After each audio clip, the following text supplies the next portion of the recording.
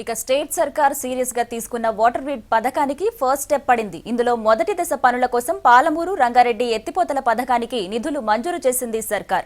14 సెగ్మెంట్లుగా జరగనున్న వర్క్స్ కోసం 1518 కోట్ల విడుదలకు పరిపాలనా అనుమతులిచ్చారు ముఖ్యమంత్రి.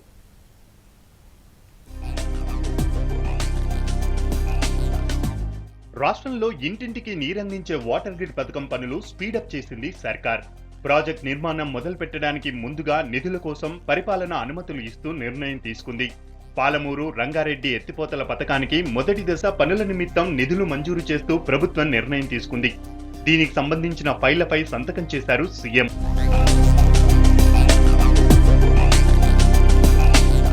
మొదటి విడత 14 సెగ్మెంట్లో పనులు ప్రారంభించేందుకు 1518 కోట్లకు పరిపాలనా అనుమతులు ఇచ్చింది ప్రభుత్వం.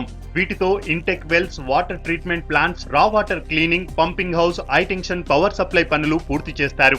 వాటర్ గ్రిడ్ పథకంతో 9 జిల్లాల కోసం 26 సెగ్మెంట్స్ కు సంబంధించిన నివేదిక ఇప్పటికే ప్రభుత్వానికి అందింది కూడా.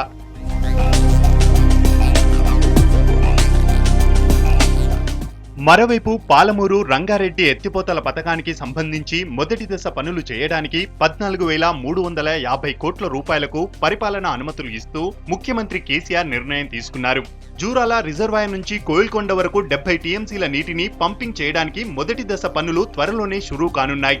ఈ లిఫ్ట్ ఇరిగేషన్ ప్రాజెక్టుతో పాలమూరు, రంగారెడ్డి, నల్లగొండ జిల్లాల్లో 10 లక్షల ఎకరాలను సాగులోకి తేవడంతో పాటు చాలా ప్రాంతాలకు మంచినీళ్లు కూడా అందిస్తారు. వాటర్ గ్రిడ్ పనుల కోసం నీటిపారుదల శాఖ కృష్ణా, గోదావరి బేసిన్లో 39.272 టీఎంసీల నీటిని ఉపయోగించుకోవాలన్న నీటిపారుదల శాఖ ప్రతిపాదనలకు అనుగుణంగా ఈ కేటాయింపులు చేసింది సర్కార్.